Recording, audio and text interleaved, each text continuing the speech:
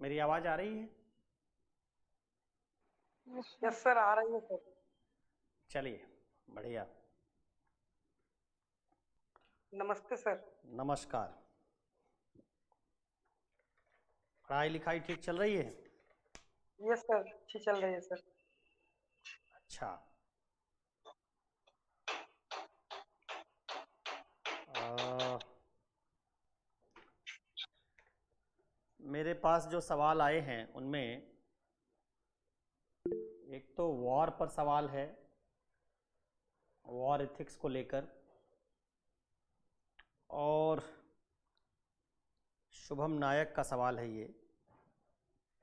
एक सवाल मान्या का आया है, चरित्र के बिना ज्ञान बेकार है। तो चरित्र का ज्ञान कैसे प्राप्त होगा, चरित्र क्या है इसका ज्ञान कैसे प्राप्त होगा? ये दो सवाल हैं। कुछ और सवाल है क्या किसी का?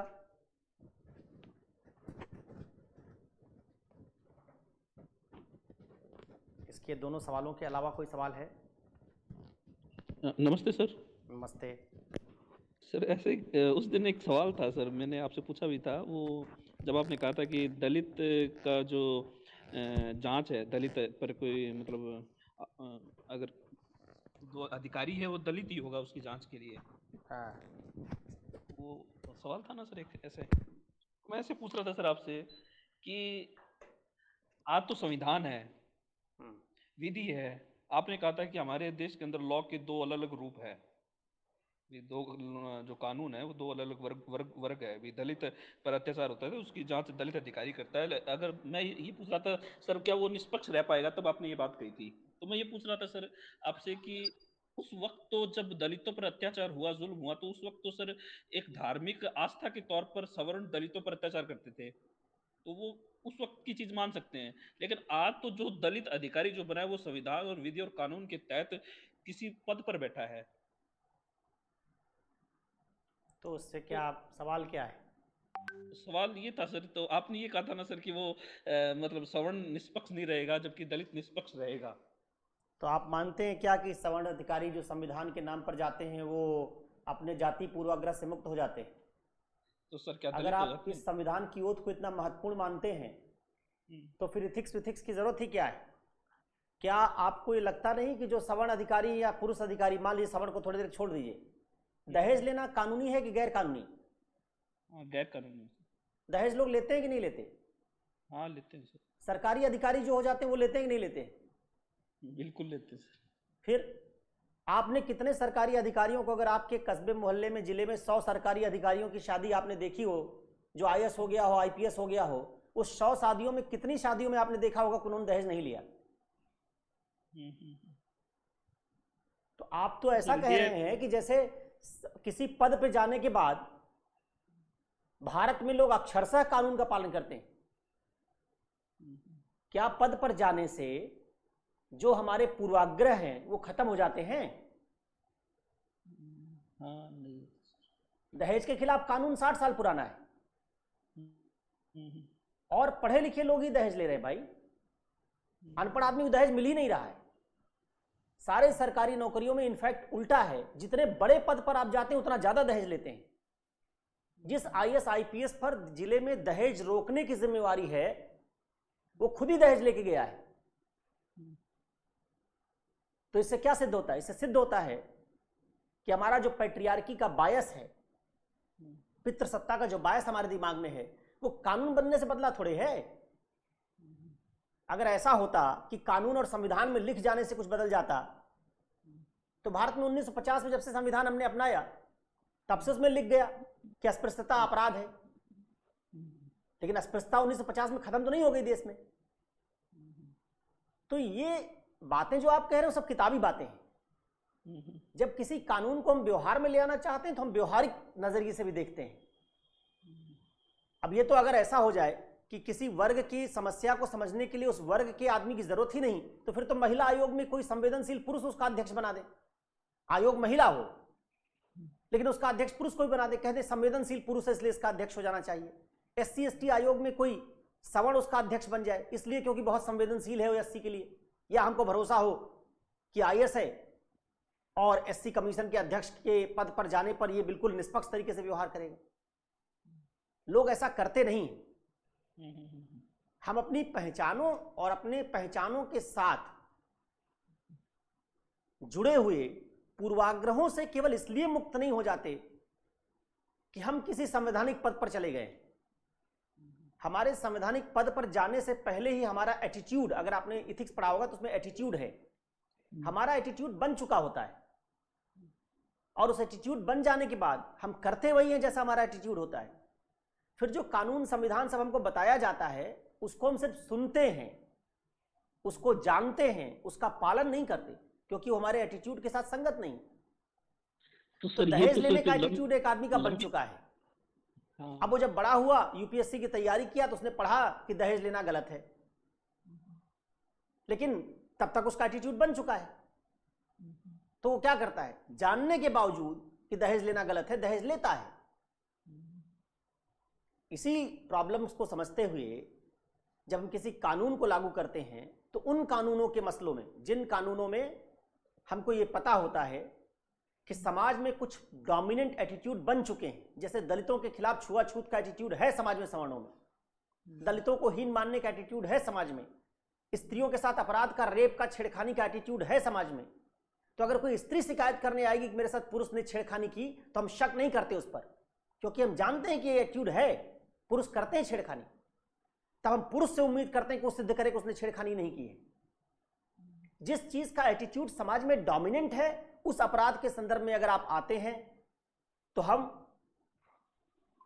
उस पर ओनस नहीं रखते जिसके खिलाफ अपराध हुआ है, हम ओनस उस पर रखते हैं जिसके खिलाफ आरोप लगाया गया।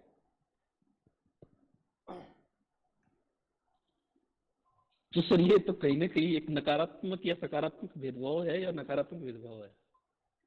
आप उसको अपने तरीके से सोचिए। आपको नकारात्मक लगता है, आपका नजरिया है, राज्य को सकारात्मक लगता है। ये राज्य का काम लोगों को न्याय देना है, राज्य का काम ये देखना थोड़े है कि उसके कुछ नागरिक उसको नकारात्मक समझते हैं या सकारात्मक।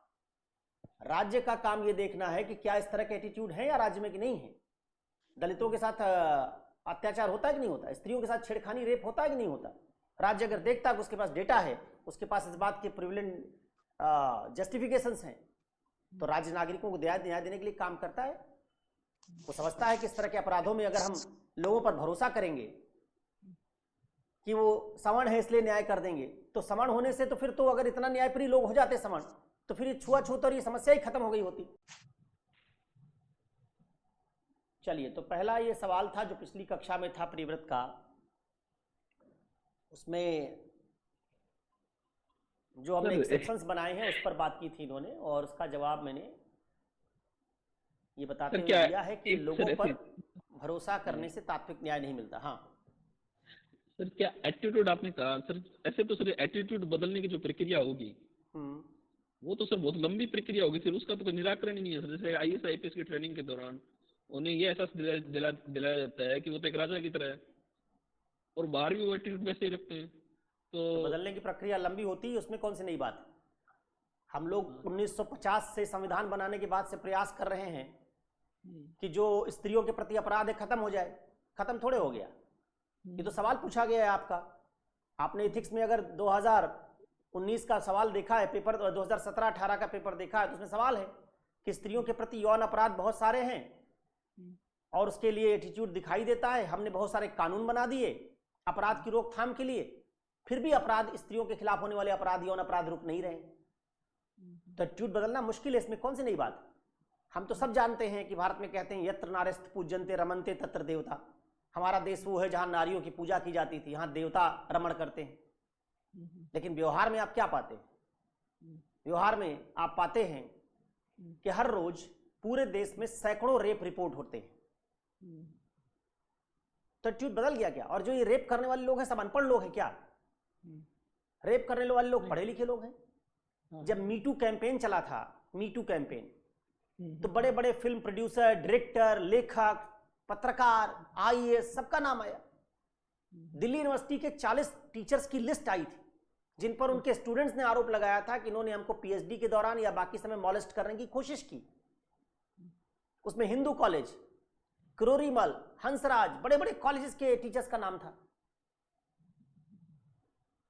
तो इसलिए एटीट्यूड इतनी आसानी से बदलता होता तो बस केवल हम ये कह देते कि स्त्रियों के साथ आप अपराध मत करिए, यौन अपराध गलत है, और रातों रात यौन अपराध खत्म हो जाता है। एटीट्यूड तो सैकड़ों साल में कई बार नहीं बदलते।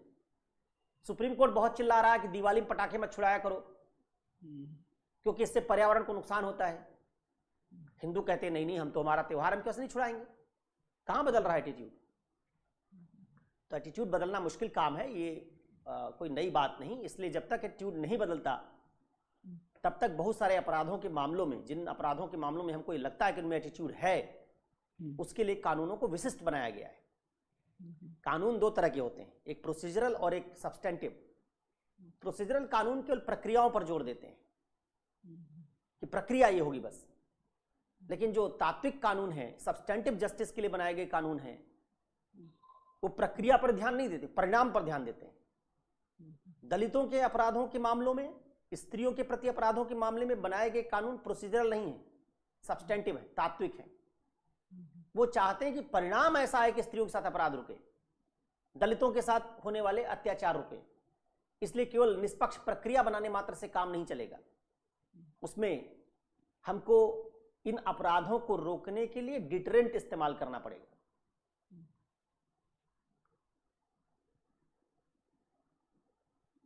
अगला सवाल, अभी मैंने 2 सवाल रोक रखे हैं, ये जो आपके है वार वाला और चरित्र में ईमानिया का सवाल। हाँ सर, एक जस्ट लास्ट सवाल था सर, क्या स्त्रियों के मन से यौन सुचिता का जो एक भाव पैदा किया जाता है बचपन से, क्या वो दूर करने से काफी हद तक जो रेप की प्रॉब्लम्स है या कुछ मतलब ऐसे जो समस्या है, क्या वो दूर हो सकती है सर? स्त्रियों के मन से यौन सुचिता दूर करने से, उसका भाव दूर करने से रेप की समस्या कैसे हल होगी? उससे स्त्रियां यौन संबंधों को लेकर सहज हो जाएंगी। जो हमारे यौन संबंध हैं वो बिल्कुल वैसे जैसे आप खाना खाते हैं, जैसे आपको भूख लगती है वो जैविक चीज है, वैसे ही यौन इच्छाएं जैविक हैं। दुर्भाग्य से विवाह नाम की संस्था को जो हमने बनाया, उस संस्था का काम ये था कि उससे हम चाहते थे उत्तराधिकारी। विवाह इसलिए किया जाता था कि शादी के बाद उससे पैदा होने वाली संतान, उसका पिता कौन है इसका निर्धारण हो सके, जिससे हम उसको उत्तराधिकारी मानकर उसके लिए अपनी संपत्ति छोड़कर जाएं। तो उत्तराधिकार का नियम चलाने के लिए विवाह चाहिए, और विवाह के लिए यौन नियंत्रण का कॉन्सेप्ट ले आया गया कि विवाह वो संस्था है जिससे पहले आप यौन संबंध नहीं बना सकते और विवाह के बाद एक पुरुष के अलावा यौन संबंध नहीं बना सकते। अगर आप यौन संबंध विवाह के बाद एक पुरुष से ज्यादा बनाएंगे तो बच्चा किसका पता कैसे चलेगा, और बच्चा किसका यही पता नहीं चलेगा तो जो पिता है वो उत्तराधिकार के नियम का वो उसका पालन कैसे करवाए। इसलिए विवाह, उत्तराधिकार, इन सबके लिए यौन सुचिता बनाई गई। उस यौन सुचिता में स्त्रियों ने उसको बहुत महत्वपूर्ण मान लिया और उन्होंने यौन संबंधों को विवाह से पहले एक अनैतिक कृत्य के तौर पर देखना शुरू कर दिया और यौन इच्छाओं को ऐसा हमारे दिमाग में नैतिकता भरी गई कि जैसे यौन इच्छा रखना अपराध है। और उसको रोकने के लिए हमने धर्म वर्म से तमाम सीता सावित्री के किस्से गढ़ दिए कि यौन सुचिता बहुत पवित्रता बहुत महत्वपूर्ण चीज है, स्त्रियों के लिए यौन सुचिता खत्म तो सब कुछ खत्म, इज्जत खत्म। हिंदी फिल्मों में उसको इज्जत कह देते थे। इससे नुकसान यह हुआ कि यौन अपराधों को स्त्रियों ने रिपोर्ट करना बंद कर दिया। अगर उनके साथ कोई यौन अपराध हो जाए और उनको यह लगे कि उनकी यौन सुचिता नष्ट हो गई तो उनका सब कुछ नष्ट हो गया, क्योंकि हमने यौन सुचिता को बहुत महत्वपूर्ण बना के उनके दिमाग में घुसा दिया।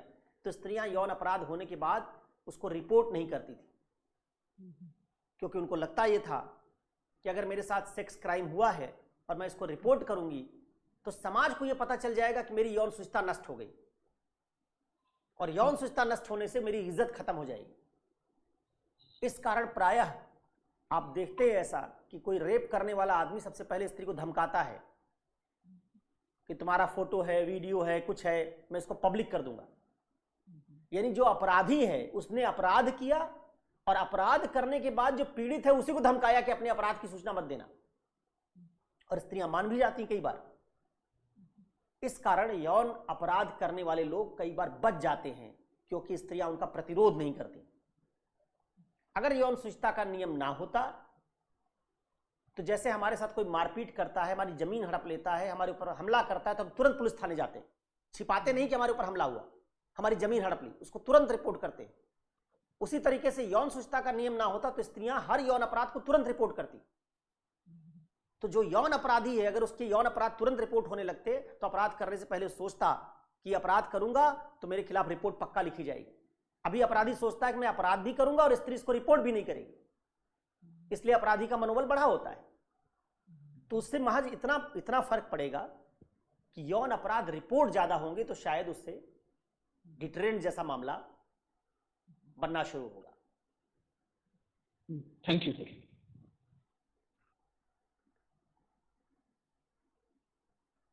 और कोई सवाल? सर मेरा एक कश्मीर प्रॉब्लम के ऊपर क्वेश्चन था, उसको अगर कहें तो पूछूं। देखो, बहुत ऐतिहासिक सवाल मत पूछ देना कश्मीर प्रॉब्लम से, कोई नहीं सर, कॉन्सेप्चुअल सवाल है तो पूछो। ज्यादा नहीं, कॉन्सेप्चुअल ही है सर। बताओ। सर जब हमने कश्मीर रियासत को भारत में विलय करवा दिया, मतलब हो गया, उसके बाद फिर हम मतलब उस टाइम पे कश्मीर को स्पेशल प्रोविजन क्यों दिया गया सर? अलग संविधान उसमें क्यों बनाया गया होगा? इसके पीछे क्या रीजन रहा होगा सर? क्योंकि जब किसी क्षेत्र को हम अर्जित कर लेते हैं तो वो तो फिर हमारी टेरिटरी हो जाती है, फिर उसको अलग प्रोविजन देने का क्या मतलब होता है सर? अब ये तो यार कॉन्सेप्चुअल सवाल नहीं है, तो ये ऐतिहासिक मसले हैं, उनका बहुत ज्यादा विवरण हो चुका है, इसीलिए किया गया। क्योंकि विलय सशर्त था, विलय सशर्त था भाई। कश्मीर का विलय भारत में बिना शर्त नहीं था। दो तरह से रियासतें आईं। एक वो रियासतें जो शुरू में आ गई, प्रिंसली स्टेट्स थे, भारत के साथ मिल गए, प्रिवी पर्स वगैरह पर मान गए सिर्फ कि प्रिवी पर्स हमको देते रहिएगा बस, या कुछ हमको एक हर्जाना देते रहिएगा, हमारा राज्य मिला लीजिए। कुछ राज्य नहीं मिल रहे थे, उनको बलपूर्वक मिला लिया गया। लेकिन उसके बावजूद कश्मीर भारत का अंग नहीं बना, उसने अपनी स्वतंत्रता बनाए रखी, उसने निर्णय नहीं लिया, भारत ने भी नहीं मिलाया, साथ में उसने भी खुद अपनी मर्जी से विलय नहीं किया। तब ऐसी परिस्थिति उत्पन्न हुई कबाइली आक्रमण के कारण। Yes sir. पाकिस्तान से पश्तून आ गए, कुछ बलोच लोग भेजे गए, कबाइली लोग भेजे गए, इस्माइली लोग, तमाम लोग जो है उनकी एक फौज, रजाकार, ये सब कश्मीर पर अटैक करते हैं। पाकिस्तानी आर्मी उनको सपोर्ट करती है, क्योंकि पाकिस्तान का मानना था कि जो मुस्लिम बहुल इलाके हैं वो पाकिस्तान में आने चाहिए थे। Yes sir. लेकिन कश्मीर मुस्लिम बहुल होने के बावजूद पाकिस्तान को नहीं दिया गया। तो पाकिस्तान का कहना था कि भाई जब बंटवारा ही धर्म के आधार पर हुआ है तो मुस्लिम बहुल इलाका पाकिस्तान को मिलना चाहिए। इस आधार पर पाकिस्तान ने आजादी के बाद भी, जब कश्मीर का विलय भारत में नहीं हुआ या कश्मीर ने विलय नहीं किया, ना पाकिस्तान में ना भारत में, पाकिस्तान ने बलपूर्वक उस पर कब्जा करने की कोशिश की। तब वहां के राजा जो हिंदू थे, जनता मुसलमान ज्यादा थी, राजा हिंदू है। हैदराबाद में उल्टा था, हैदराबाद में राजा जो है वो निजाम मुसलमान था, जनता हिंदू ज्यादा थी। इसी तर्क पर भारत ने हैदराबाद को मिला लिया। लेकिन उसी तर्क को भारत ने कश्मीर के मामले में एक्सेप्ट नहीं किया कि अगर हैदराबाद में जनता ज्यादा हिंदू थी, राजा मुसलमान था, निजाम मुसलमान था, तो आपने हैदराबाद का विलय करवा लिया, तो उसी तर्क के आधार पर कश्मीर अगर पाकिस्तान मांग रहा है तो जायज मांग हो सकती है। कश्मीर का सिर्फ राजा हिंदू था। बहरहाल जब अटैक हुआ तो कश्मीर के राजा ने अपील की कि हम भारत में विलय करना चाहते हैं। तब तक कश्मीर का 1/3 भाग पाकिस्तान के कब्जे में जा चुका था। विलय हुआ। विलय में इस बात की शर्तें बनाई गई कि भाई कुछ मामलों में कश्मीर अपनी आइडेंटिटी बनाए रखेगा। भारत ने स्वीकार कर लिया इसको। स्वीकार करके आपने विलय किया।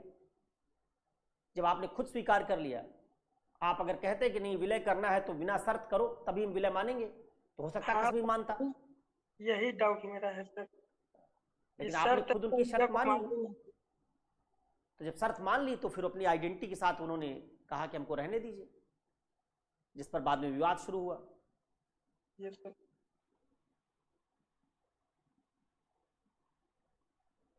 Okay sir.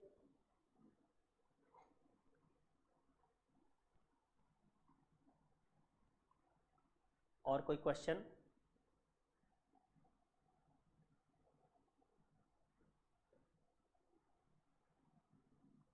एक सवाल आया है, मैं देख लेता हूं, मुझे यहाँ फ्लैश किया। बहुत बड़ा सवाल लिख दिया है प्रियंका ने। बताया करो,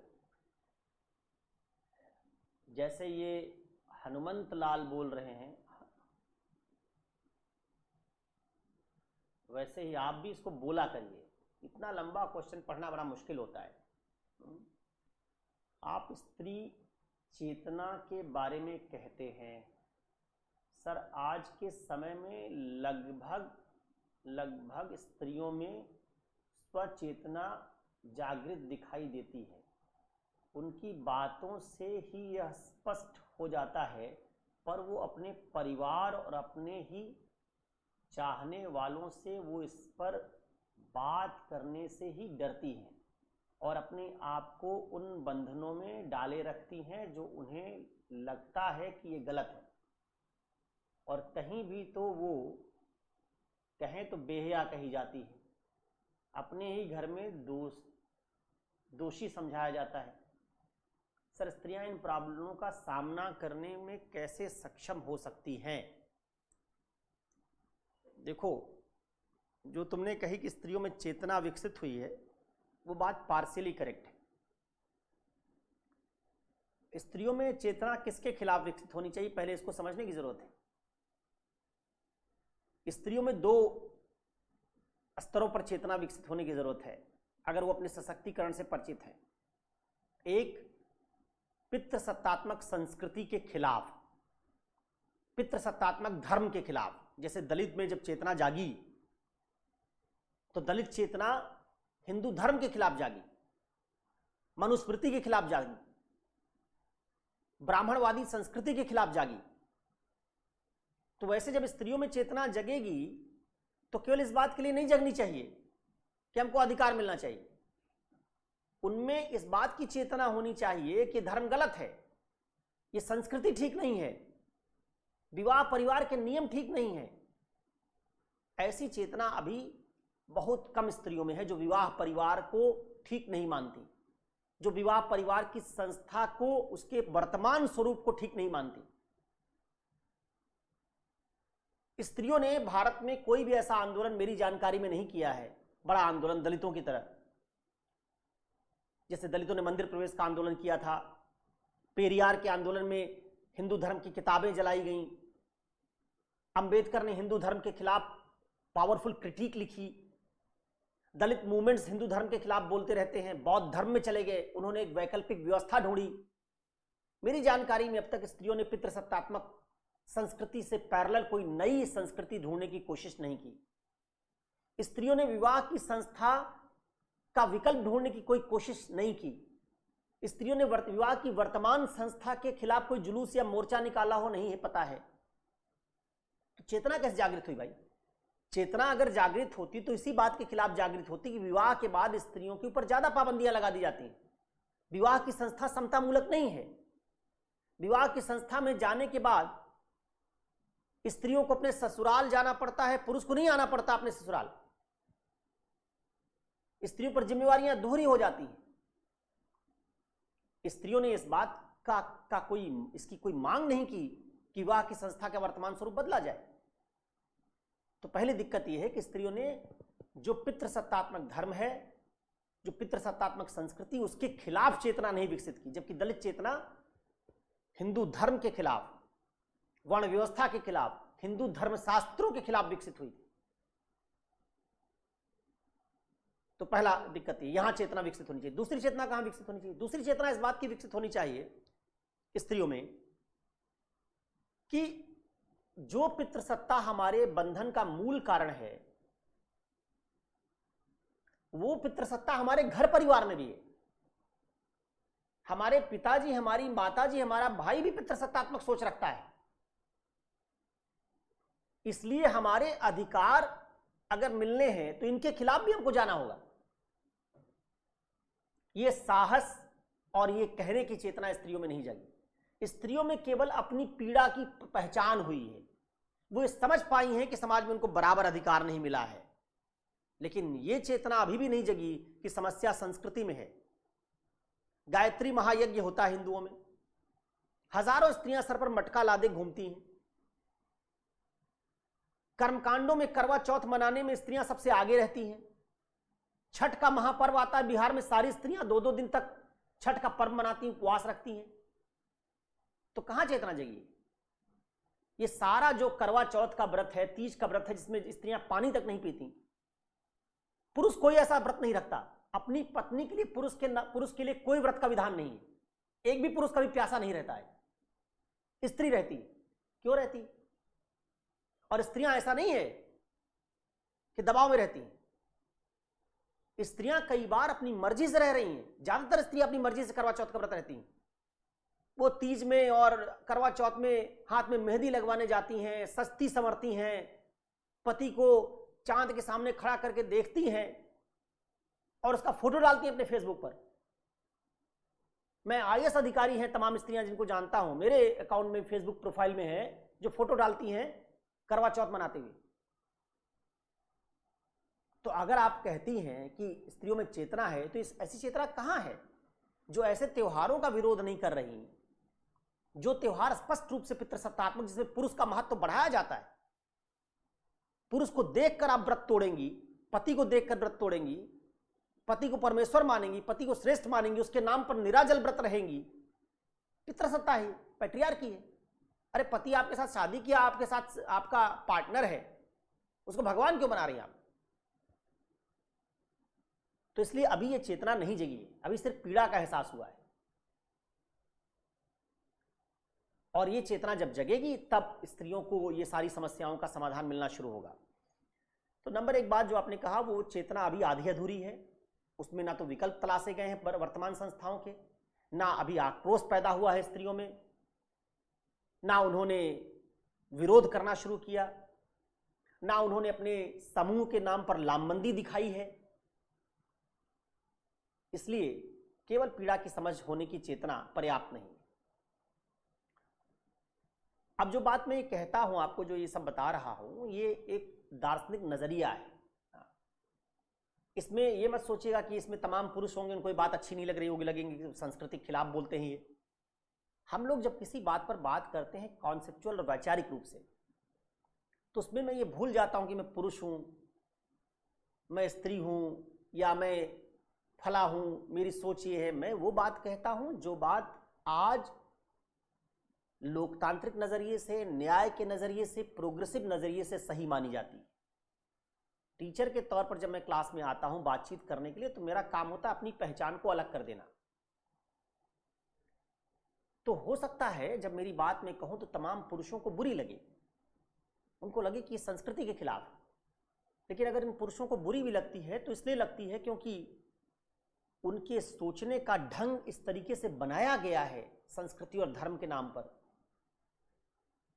कि वे अपनी धार्मिक और पुरुष वाली पहचान से मुक्त होकर सोचने में सक्षम नहीं है।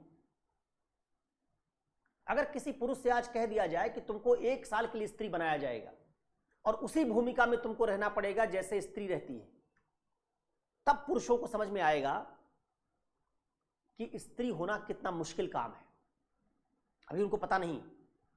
अगर मैं एक क्लास में पढ़ाता हूं जब इमोशनल इंटेलिजेंस, तो अक्सर ये उदाहरण देता हूं कि मान लीजिए आईएएस में सिलेक्शन होने के बाद एक शर्त रख दी जाए कि जितने पुरुष आईएएस में सिलेक्ट हुए उनका एक फाइनल टेस्ट और होगा, और वो टेस्ट ये होगा कि पुरुषों को दाढ़ी मूछ साफ करा के, लिपस्टिक वगैरह लगा के, बिग लगाना पड़ेगा लंबे बाल का। किसी गांव या शहर में जहां पैट्रियार्की होगी वहां 30 दिन महिला बन के रहना पड़ेगा। और ये इसलिए किया जाए कि सारे पुरुषों को भारत में जब प्रशासन संभालने जाना है और प्रशासन में कल्याणकारी राज्य के लिए काम करना है, तो एक वर्ग जिसको कल्याण की सबसे ज्यादा, न्याय की सबसे ज्यादा जरूरत, तो स्त्रियां हैं। इसलिए पुरुषों को स्त्रियों की पीड़ा की पहले समझ हो, तभी वो न्याय कर पाएंगे उनके साथ। इसलिए पहले हर आईएएस अधिकारी को 30 दिन स्त्री बन के रहना पड़ेगा। अब मान लीजिए मैं आईएएस में सिलेक्ट हुआ, लिपस्टिक स्टिक लगा के, मेकअप वेकअप करके, विग विग लगा के मैं स्त्री बन गया, मूछ दाढ़ी साफ है। पहले रामलीला वगैरह में, आज से 30 साल पहले जब रामलीला भारत में होती थी, स्त्रियां सार्वजनिक जीवन में नहीं हुआ करती थी, तो स्त्रियों का पात्र भी पुरुष ही करते थे, उनका मेकअप कर दिया जाता था। जो सीता बनती थी वो कोई पुरुष होता था। सपोज कीजिए वैसा ही कुछ हो जाए। अब जब मैं बन तो गया स्त्री, लेकिन सोच से पुरुष हूं। रात में 10:30 बजे मुझे आइसक्रीम खाने का मन हुआ और मैं निकल पड़ा। पहले भी निकल जाता था, जब पुरुष था तो निकल जाता था। अब मैं निकल गया। जब निकला पहली बार मैं 10:30 बजे, स्त्री बनकर निकला, स्त्री का परिधान पहना है, स्कूटी से निकला हूं, 2 किलोमीटर गया शहर में, वहां जहां आइसक्रीम मिलती है, स्टेशन के पास, कहीं रेलवे स्टेशन के पास, बस स्टॉप के पास, जहां रात में दुकानें खुली रहती हैं। 2 किलोमीटर गया तो 3 बाइक मेरे अगल बगल चलने लगी, छेड़खानी शुरू हो गई। लेकिन आईएएस के लिए फाइनल एग्जाम जो मैं दे रहा हूं, उसकी शर्त है कि आप अपनी पहचान नहीं बता सकते, नहीं तो आप फेल हो जाएंगे। इसलिए मैं बता नहीं सकता, वो छेड़खानी करने वाले मेरे बगल जो बाइक लेके चल रहे हैं, उनको बता नहीं सकता कि मैं पुरुष हूं। गलतफहमी मत पालो, मैं स्त्री नहीं हूं। वो मुझे स्त्री समझ रहे हैं, इस नाते छेड़खानी कर रहे हैं, और मेरी बाध्यता ये है कि मैं उनको बता नहीं सकता कि मैं पुरुष हूं, स्त्री नहीं हूं। उस दिन 2.5-3 किलोमीटर जो मेरे घर से आइसक्रीम पार्लर का, मेरे घर से जो आइसक्रीम शॉप का दूरी थी, वो 2.5-3 किलोमीटर दूरी अपमानजनक तरीके से कटेगी। हो सकता है कि छेड़खानी करने वाले इससे भी आगे बढ़ जाएं। और अगले दिन से मुझे तब समझ में आए कि जब मैं पुरुष था, जो शहर मुझे 10:30 बजे रात में भी इतना सुरक्षित महसूस होता था, पहले दिन जब मैं स्त्री बना तब मुझे पता चला कि सुरक्षा का एहसास लिंग से है, जेंडर से है। आप पुरुष हैं तो सुरक्षित हैं, अदरवाइज सूर्य अस्त हुआ तो सुरक्षा का चक्र आपका टूट गया। अगर आप स्त्री हैं तो अब 9 बजे के बाद, 8 बजे के बाद, जो आर्टिकल 19 है ना आपका संविधान का, कि कहीं भी आ जा सकते हैं, वो 50% आबादी के लिए खत्म हो जाता है। शाम 7-8 बजे से लेके अगले दिन सूरज उगने तक आर्टिकल 19 50% आबादी के लिए सस्पेंड रहता है। जब मैं शहर में स्त्री बन के घूमूंगा और हर दिन छेड़खानी का शिकार होऊंगा, तब मुझे पता चलेगा कि दुनिया स्त्रियों के लिए नहीं है। और तब मैं समझ पाऊंगा कि मैं कितना भाग्यशाली हूं कि मैं पुरुष के रूप में पैदा हुआ। पुरुष के रूप में पैदा होते मुझे कितने अधिकार मिल गए। और मैं ये भी समझ पाऊंगा कि स्त्रियां कितनी दुर्भाग्यशाली, जिनको एक ऐसी दुनिया में फंस के रहना पड़ रहा है जहां उनके अपने शारीरिक गठन के कारण उनको तमाम पाबंदियां झेलनी पड़ती हैं। तब मैं उसकी पीड़ा को समझ पाऊंगा। इसलिए पुरुषों की दिक्कत यह है कि उनको स्त्री होने का मायने पता ही नहीं है, और उनको धर्म और संस्कृति के नाम पे सिखा दिया गया, कह रहे सब ठीक है, स्त्रियां ऐसे ही रहनी चाहिए, उनको घर में पाबंदी में रखो। खुद उस पाबंदी को पुरुष स्वीकार करने के लिए तैयार नहीं है, तो स्त्रियों के लिए चाहता है। कभी पुरुषों में इस बात की उद्वेलना नहीं हुई कि स्त्रियों के साथ इतना छेड़खानी, इतना ये रेप होता है, बहुत गलत है। लेकिन अगर आप खुद एक बार स्त्री बने और आपके साथ छेड़खानी हो रास्ते भर, आपके शरीर पर लोग हाथ मारें, आपको पकड़ने की कोशिश करें, उस दिन आपको पता चलेगा कितना अपमानजनक है। जिस समय मेरे शरीर पर मेरा नियंत्रण नहीं है, इस अपमानजनक पीड़ा से आपको गुजरना पड़ेगा, उस दिन आप समझेंगे कि कितना बड़ा अपराध है। तो ये जो स्त्रियों में चेतना जगनी है और पुरुषों में, दोनों में जो चेतना जगनी है, पुरुषों को स्त्रियों की पीड़ा की समझ फर्स्ट हैंड नहीं है, संस्कृति और धर्म के कारण उनके ऊपर पर्दा पड़ा हुआ है। और स्त्रियों में भी जो चेतना जगनी चाहिए इस पैट्रियार्की के खिलाफ, वो अभी समूह के रूप में व्यक्त नहीं हो पा रही है। इसलिए आप जो पूछ रही हैं कि कैसे इसका समाधान होगा, इसका समाधान इसी बात से होगा कि धीरे धीरे स्त्रियां अपने अधिकारों की मांग करें। जब भी कोई समुदाय, समूह अधिकारों की मांग करता है तो उसके शुरुआती जनरेशंस को चुनौतियां को सामना करना पड़ता है। अपनी मर्जी से विवाह कर लेंगी, अपने जाति से अलग विवाह करेंगी, जो जिसको पसंद करती है उससे विवाह करेंगे, आपके घर वाले खुश नहीं रहेंगे। आपके सामने 2 विकल्प आएंगे तब, या तो घर वालों को खुश रखिए या अपने निर्णय के साथ प्रामाणिक रूप से खड़े रहिए। अगर आप उस कठोर निर्णय का चयन करेंगी कि अपने निर्णय के साथ खड़ी रहेंगी, तो अपनी जिंदगी जिएंगी, आप अपने तरीके से जिएंगी। उसमें पीड़ा जरूर होगी कुछ, लेकिन वो स्त्रियों के लिए एक रास्ता खोलेगा। और इसी तरीके से धीरे धीरे जब स्त्रियां रेबेल करेंगी, तमाम सामाजिक प्रथाओं के खिलाफ विद्रोह करेंगी, तो स्त्रियों में साहस बढ़ेगा। और एक दिन उनका साहस इतना होगा कि वो समूह के रूप में एकजुट होकर पैट्रियार्की के खिलाफ विद्रोह कर देंगे। वो समय आएगा, उसमें आप भी अपनी भूमिका निभाएंगी नहीं निभाएंगी, आपको तय करना है। तो हर स्त्री को तय करना, जैसे हर दलित को तय करना था जब अंबेडकर ने आंदोलन शुरू किया कि अंबेडकर की बात सुनेगा कि नहीं सुनेगा। बहुत सारे दलित आज सुन रहे हैं, उन्होंने उस समय नहीं सुनी जब अंबेडकर बात कह रहे थे, लेकिन बहुत सारे दलितों ने उस समय भी अंबेडकर के साथ खड़ा होना स्वीकार किया। आज तो जो अंबेडकर की बात सुन रहे हैं वो तो मलाई काट रहे हैं, क्योंकि आज तो अंबेडकर की बात को सब लोग सही मान चुके हैं। वैसे एक दिन स्त्रियों के साथ न्याय होना चाहिए, ये बात सब लोग सही मान लेंगे। सवाल ये है कि जब आज उनके न्याय की बात हो रही है, तब आप उसके साथ खड़े होंगे या नहीं। इसमें साहस दिखाना पड़ता है। हर परिवर्तन में कुछ लोगों को साहस दिखाना पड़ता है।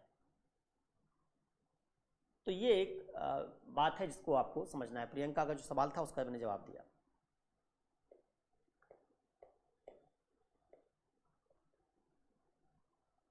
और कोई सवाल?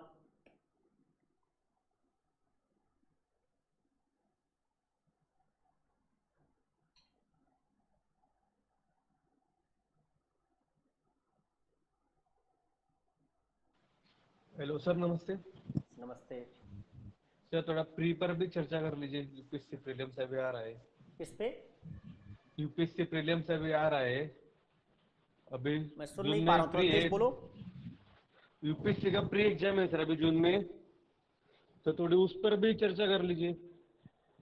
प्री एग्जाम पर मैंने कई बार कहा निर्मल कि मैंने वीडियोस बना रखे हैं, उसको देखते क्यों नहीं आप? देखिए सर, देखिए मैंने वो पुराने, क्योंकि सर रिसेंटली 2 साल से पैटर्न बहुत चेंज हुआ है। हाँ। आपका वीडियो में देखा है आपने, जो कोडाई कैनाल का एग्जाम्पल दिया था वो वीडियो में, बराबर सर? कोडाई कैनाल का ही नहीं दिया है, एक स्पेस।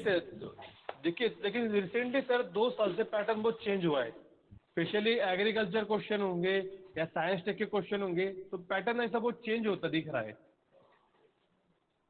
तो 2015, 16, 17 का पैटर्न तो अभी कुछ काम में नहीं है। वो जो वीडियो बनाया गया है, जिस सवाल पर बनाया गया, वो 2018 का सवाल है। तो 2019 में वीडियो 2019 या 20 में बनाया गया। 2018 और 19 के सवालों तक के वीडियो बने हैं। तुम अगर ये कह रहे हो कि 2020 और 19 का पेपर चेंज हुआ, ठीक बात है, हुआ। हर साल चेंज होगा कुछ ना कुछ वीडियो पेपर पैटर्न, कुछ ना कुछ चेंज होगा। लेकिन जो पढ़ने का तरीका है वो नहीं बदलता। इलिमिनेशन की टेक्निक सिर्फ बदलेंगी, कुछ नई टेक्निक्स आपको ईजाद करनी पड़ेंगी। लेकिन जो पढ़ने का तरीका, जैसे मैंने कहा होगा कि आपको जो क्वेश्चंस होते हैं प्रीलिम्स के, जो टेस्ट सीरीज आप जनरली बाद में करते हैं, उसको आप बाद में करेंगे तो फायदा नहीं होगा। कहा है उस वीडियो में कि सेक्शनल तैयारी करनी चाहिए। हर सेक्शन में अपना प्रॉब्लम का एरिया पहचानना चाहिए। आपका स्ट्राइक रेट क्या है, इसको आप आइडेंटिफाई कीजिए। जैसे एसर्शन रीजन का सवाल मान लो आ गया, उसमें स्ट्राइक रेट आपका कितना रहता है?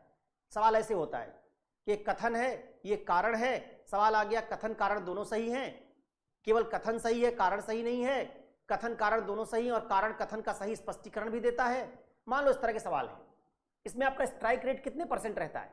15 सवाल लेके आपने देखा और देखा कि इसको सही कर दें कोशिश, जब उसको करने की कोशिश करते हैं तो 15 में से केवल 5 सवाल सही हुए। इसका मतलब ये सवाल आपका गलत हो रहा है। ऐसा आपने पॉलिटी के क्वेश्चंस में, इकोनॉमी के क्वेश्चंस में ना, अप्लाइड क्वेश्चंस में, सब जगह करके देखा तो पहले आपको पता चलता है कि आपकी एक्यूरेसी किस किस खंड में कितनी है, कहां आपको काम करने की जरूरत है, क्योंकि ये बात सब्जेक्टिव है। आपको आइडेंटिफाई करना पड़ेगा कि आपकी स्ट्रेंथ क्या है और वीकनेस क्या है। तो जैसे प्रीलिम्स में 7-8 खंड हैं, ज्योग्राफी है, इकोनॉमी है, एनवायरनमेंट इकोलॉजी है, मॉडर्न इंडिया है, एग्रीकल्चर है, करंट है, ये तो एरिया हो गया। एक तो एरिया वाइज आप पहचानते हैं कि आपकी स्ट्रेंथ और वीकनेस क्या है, किस एरिया में आपकी स्ट्रेंथ है, किस एरिया में वीकनेस है। दूसरा, क्वेश्चन वाइज आप पहचानते हैं कि आपकी स्ट्रेंथ और वीकनेस क्या है, किस तरह के सवाल में आपका स्ट्राइक रेट बेहतर होता है, किस तरह के सवालों में स्ट्राइक रेट कम रहता है। और ये सब काम शुरू होता है 8-9 महीने पहले। मान लीजिए मुझे प्रीलिम्स देना है जून का, तो मैं अक्टूबर नवंबर से प्रोसेस शुरू कर देता हूं।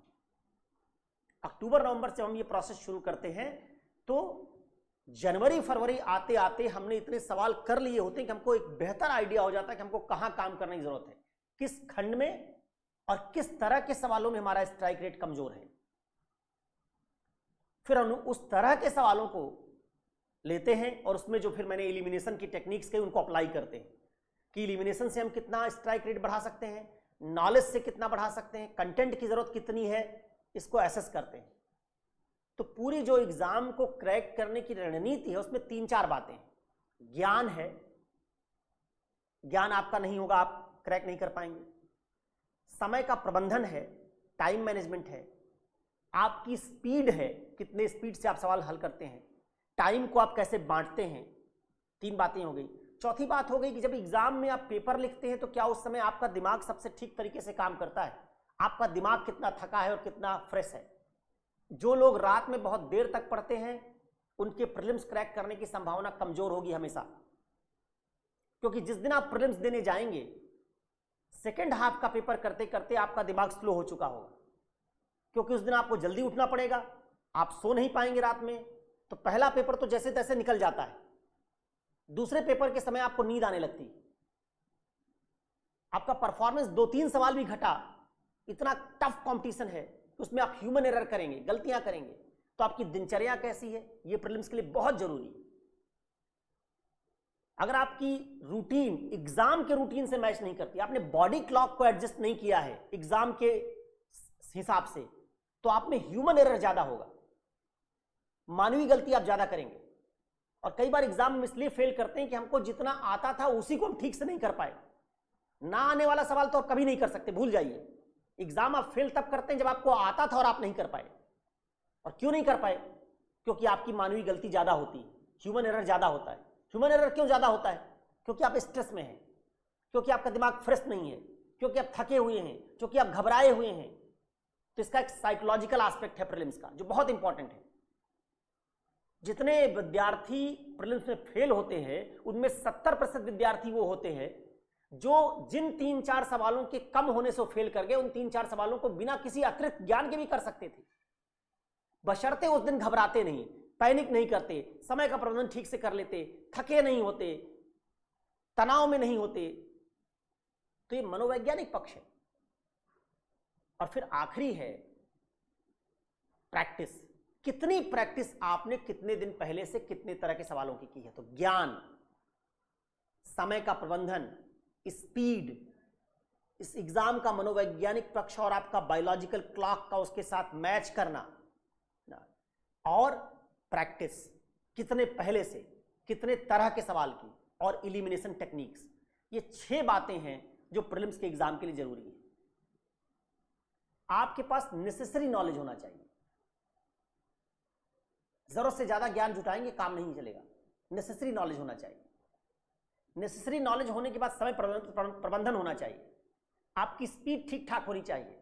आप एग्जाम देने वाले समय में ही, अगर मान लीजिए आप टेस्ट सीरीज भी दे रहे हैं, प्रैक्टिस भी कर रहे हैं, तो उसी समय करेंगे। अगर 9, 9:30 से 11:30 पेपर होता है मान लीजिए, तो 9:30 से 11:30 ही आपको करना पड़ेगा।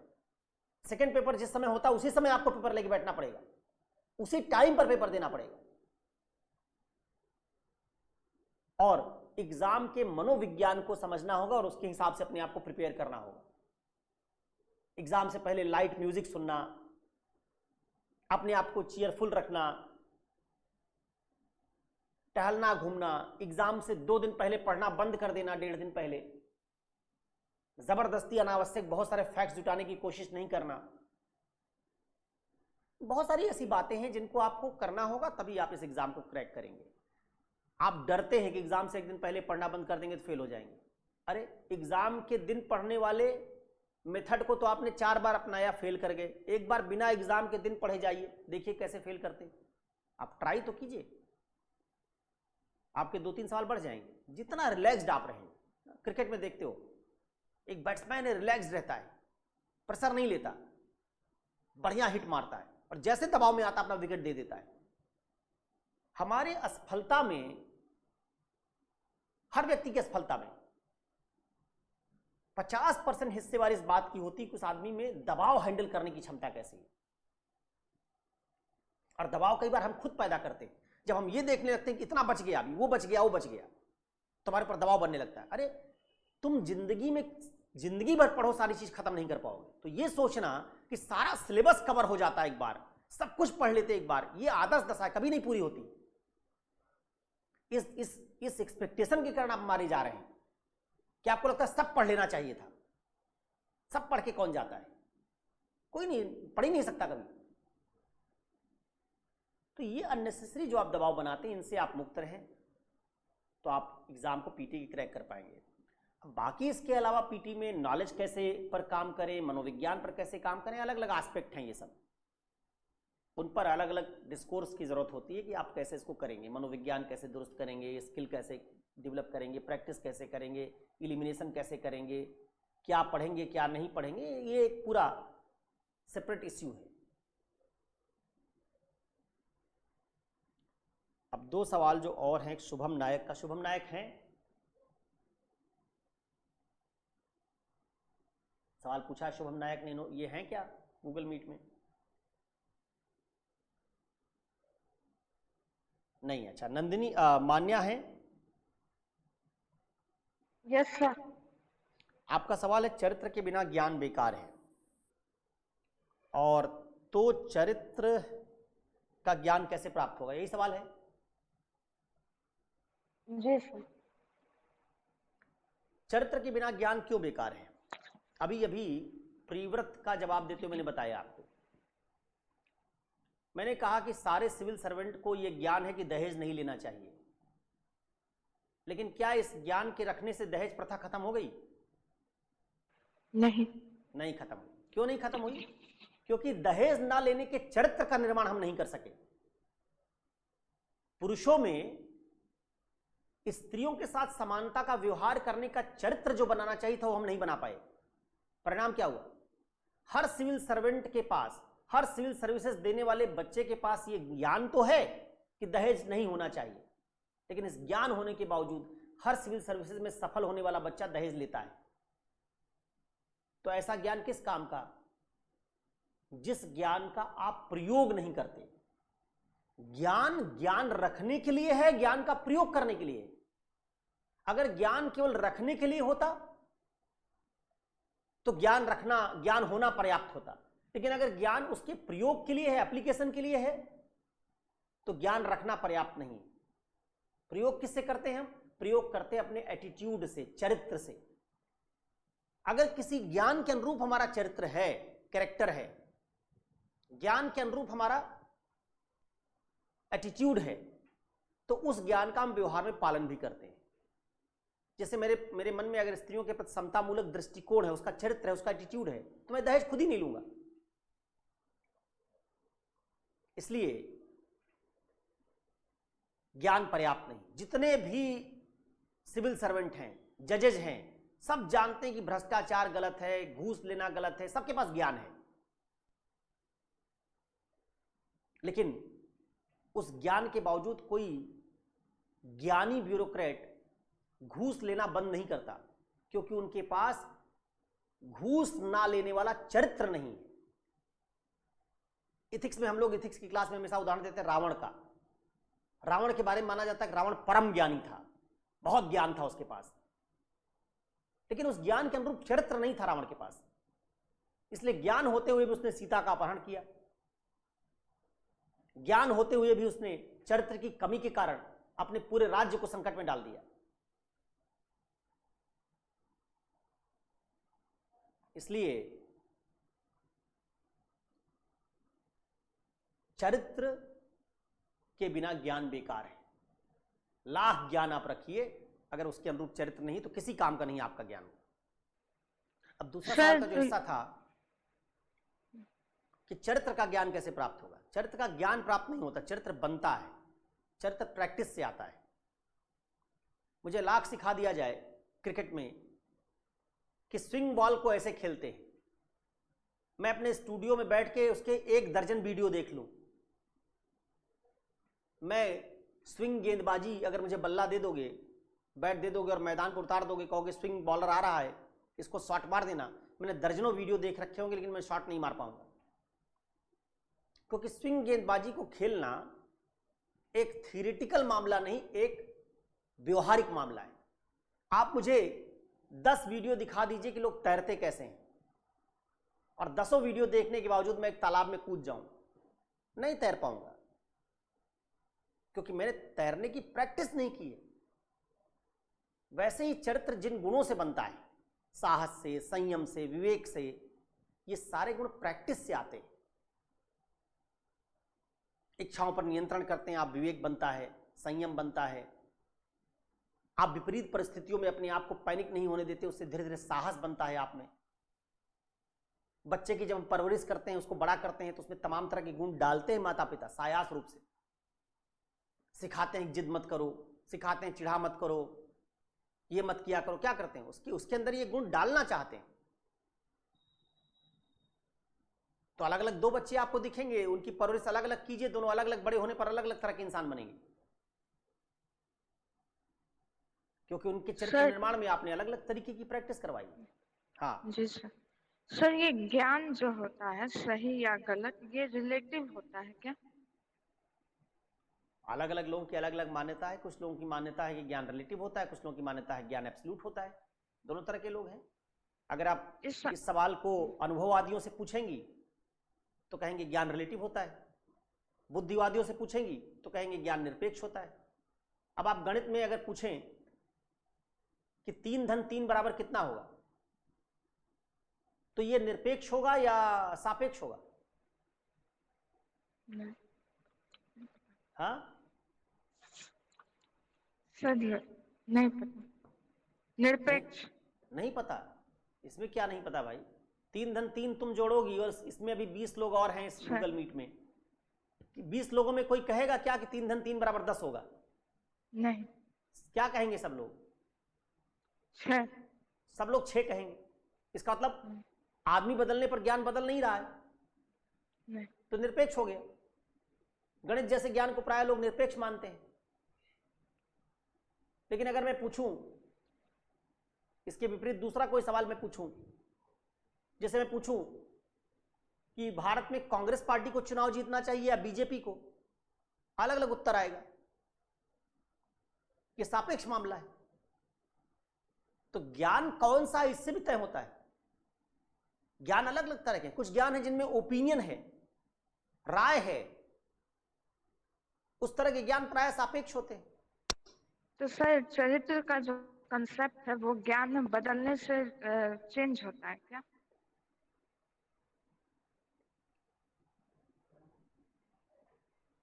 चरित्र का कॉन्सेप्ट बिल्कुल चेंज होगा। अगर एक समय माना जाता था कि स्त्रियों का चरित्र, अच्छा चरित्र वो है कि वो यौन शुचिता का पालन करें, पति की बात माने, और अगर पितृसत्ता टूट जाए तो अच्छे चरित्र का लक्षण होगा कि पति की बात ना माने, बल्कि पति से ये कहें कि दोनों एक दूसरे की बात मानने से पहले चर्चा करेंगे, जिसकी बात ज्यादा तार्किक होगी उसकी मानी जाएगी। तो अच्छा चरित्रवान स्त्री कौन मानी जाएगी आज से 20-25 साल बाद? वो जो किसी आदमी का निर्णय नहीं मान लेती, केवल निर्णय होने के कारण कि पति का निर्णय इसलिए मान लो, बल्कि वो इसलिए मानती है या मानेगी क्योंकि वो ज्यादा तार्किक है। तो चरित्र बदलता रहेगा ही। एक समय चरित्रवान सैनिक वो था, राजा ने कह दिया गला काटना है। कटप्पा एक मूवी है बाहुबली ना, देखी होगी तुमने। कटप्पा को कह दिया राजा ने, जाओ मारो, मार देगा किसी को भी। वो उसको आज हम चरित्रवान नहीं मानेंगे। हम कहेंगे यार दिमाग लगाओ, क्यों मार दोगे किसी निर्दोष आदमी को? ये कौन सी कसम और सौगंध है? तुमने किसी की सौगंध खा ली इसलिए किसी निर्दोष आदमी को मार दोगे? गलत है ये। ऐसा कोई आज करेगा तो हम उसको चरित्रवान नहीं मानेंगे। तो सर, ये चरित्र का कंसेप्ट रिलेटिव होता है, यही? चरित्र नैतिकता से जुड़ा मामला है। नैतिकता निरपेक्ष नहीं होती भाई, नैतिकता सापेक्ष ही है। नैतिकता गणित है तो क्या? तो सर, जैसे एक उदाहरण के मतलब उदाहरण से समझते हैं नैतिकता का कंसेप्ट। जैसे जंगल को काटा जाता है तो वो जानवर के लिए गलत है, लेकिन इंसान के लिए वो अन्न उपजाने के लिए वो सही हो जाता है। तो यहाँ पे नैतिकता क्या होना चाहिए? अभी तुम्हारा सवाल चरित्र पर है, अब उसमें मत जाओ कि जंगल काटा जाना सही गलत है। ये तुम एक दूसरा सवाल पूछ रही हो। चरित्र के संदर्भ में अगर तुम बात कर रहे हो तो उसके लिए उदाहरण तुम्हारा वो ठीक नहीं है। चरित्र में बदलाव, चरित्र कैसा होना चाहिए ये ज्ञान के अनुसार बदलता रहता है, और वो ज्ञान इस बात पर निर्भर करता है कि आज हमारे बड़े बड़े मूल्य हैं, कुछ आदर्श हैं, जैसे स्वतंत्रता, समानता, न्याय, लोकतंत्र, बहुसंस्कृतिवाद, पंथ निरपेक्षता, इन सब के साथ संगत मूल्यों को ही चरित्र के साथ हम जोड़ते हैं आजकल। जब पितृसत्तात्मक समाज हुआ करते थे आज से 200 साल पहले, चरित्र का मायने अलग था।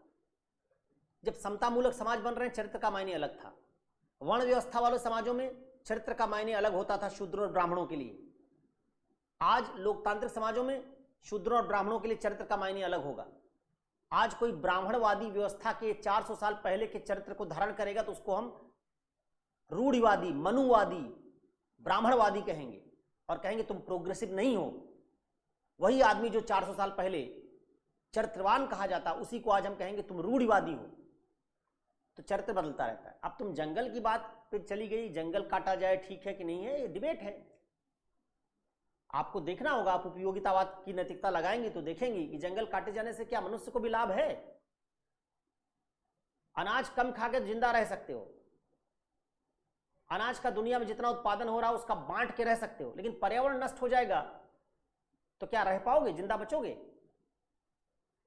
तो ये कौन कह रहा है कि जंगल काटने से मनुष्य का लाभ है? आज तो पूरी दुनिया कह रही है जंगल काटने से मनुष्य खुद ही अपने पैर पर कुल्हाड़ी मार रहा है। आज छोटे से लाभ के लिए, खेत बनाने के लिए वो जंगल काट रहा है, लेकिन वही हमारे जंगल हमारे ऑक्सीजन सप्लायर हैं, खत्म हो जाएंगे, ओजोन लेयर डिप्लीट हो जाएगी, ग्रीन हाउस गैसेस बढ़ जाएंगी, धरती का टेम्परेचर बढ़ जाएगा, आप नहीं जी पाएंगे। तो कहां हमारा लाभ है इसमें? Okay sir, thank you sir. महिलाओं के अधिकार और कर्तव्य में क्या डिफरेंस है? महिलाओं क्या, ये तो समान सवाल है। अधिकार और कर्तव्य का मतलब ये है, दो तरह की बातें होती हैं। कुछ हमको राइट्स मिलते हैं अपनी ड्यूटी को पूरा करने के लिए। जैसे एक ब्यूरोक्रेट है, उसके ढेर सारे ड्यूटीज़ हैं, उसका ड्यूटी है कि वो राज्य के कल्याणकारी कार्यक्रमों को लागू करे, उसके लिए उसको कुछ अधिकार दिए जाते हैं। तो कुछ अधिकार मिलते हैं आपको कर्तव्यों को, अपने कर्तव्यों का पालन करने के लिए। आईएएस अधिकारी को जितने अधिकार मिले होते हैं सब उसके कर्तव्यों के पालन के लिए मिले होते हैं। और कुछ अधिकार होते हैं जो किसी कर्तव्य के लिए नहीं, व्यक्ति होने के नाते मिलते हैं, वो कर्तव्य और तब से नहीं जुड़े होते। जैसे फंडामेंटल राइट, समानता का अधिकार, स्वतंत्रता का अधिकार, गरिमापूर्ण जीवन का अधिकार, ये सब कर्तव्य से नहीं जुड़े हैं कि फला कर्तव्य करोगे तभी तुमको गरिमापूर्ण जीवन का अधिकार आर्टिकल 21 मिलेगा। कर्तव्य का चाहे पालन करो चाहे ना पालन करो, आर्टिकल 21 तुमको मिलेगा। तो दो तरह के अधिकार हैं दुनिया में, एक जो ड्यूटीज के साथ जुड़े हुए हैं और दूसरे जो व्यक्ति के तौर पर आपको दिए जाते हैं। महिला अगर व्यक्ति है तो व्यक्ति के तौर पर उसको सारे अधिकार मिलने चाहिए, चाहे कि कोई कर्तव्य का पालन करे चाहे ना करे। लेकिन अगर आप महिला को पत्नी के तौर पर देखेंगे तो पत्नी के तौर पर कुछ कर्तव्य होगा, उसके कारण कुछ अधिकार मिलेंगे। अगर आप महिला को किसी के बेटी के तौर पर देखेंगे तो शायद कुछ और कर्तव्य आप बता दें, उसके तौर पर कुछ अधिकार होंगे। तो जब आप किसी आदमी को किसी पोजीशन में रखकर देखते हैं और उस पोजीशन के साथ कुछ कर्तव्य जोड़ देते हैं तो उसके साथ अधिकार जोड़ते हैं। और दूसरे हम पोजीशन नहीं देख रहे हैं, हम आपको व्यक्ति मान रहे हैं, व्यक्ति मान रहे हैं तो आपको व्यक्तिगत अधिकार मिलेंगे।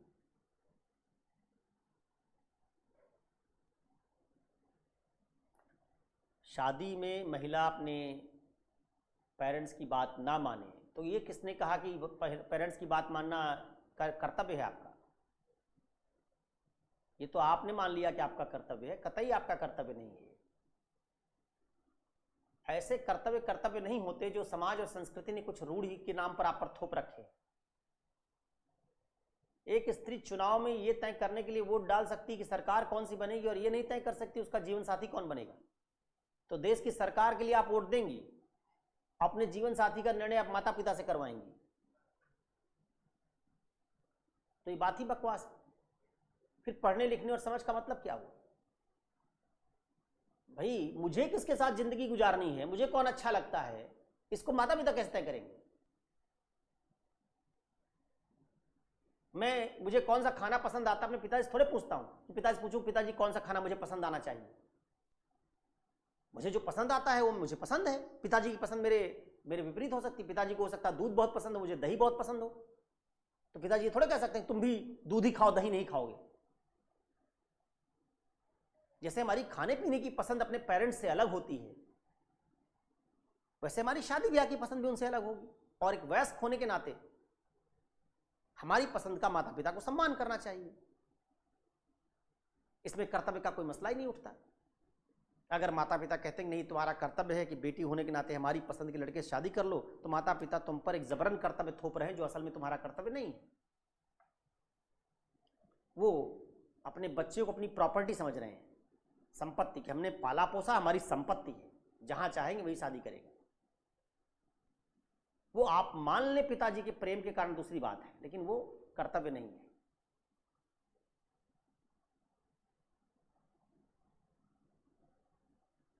ठीक है, तो ये आपका डिस्कोर्स का ये मसला था। ये सवाल जो तुमने पूछा है, निष्पक्षता, अभिरुचि, तुम एथिक्स में हो, तुमने लिखा अभी एथिक्स में इसको पढ़ाएंगे। निष्पक्षता, अभिरुचि, ये सब क्या होता है सिविल सर्वेंट में, ये तुम्हारा पूरा टॉपिक है, उसको वहाँ पढ़ना। प्रदीप, जो तुमने सवाल पूछा है वो टॉपिक आएगा आगे। जब वैल्यूज़ पढ़ोगी तो वहाँ विस्तार से एप्टीट्यूड और वैल्यूज़ में सब टॉपिक आएंगे। ठीक है, तो आज हम लोग इसी बात पर रुकते हैं। अगले रविवार को फिर 12:30 बजे आपसे मुलाकात होगी और सवाल जो आपके होंगे उन पर चर्चा करेंगे। Thank you sir. Welcome. Thank you sir.